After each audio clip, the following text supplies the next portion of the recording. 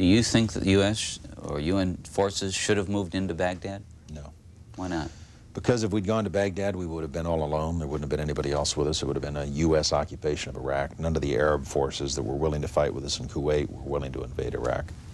Once you got to Iraq and took it over and took down Saddam Hussein's government, then what are you going to put in its place? That's a very volatile part of the world, and if you take down the central government in Iraq, you can easily end up seeing pieces of Iraq fly off.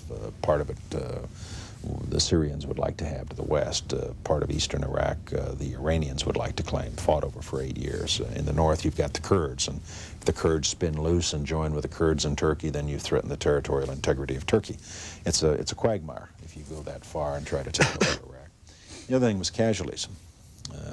Everyone was impressed with the fact that we were able to do our job with as few casualties as we had. But for the 146 Americans killed in action and for their families, it wasn't a cheap war.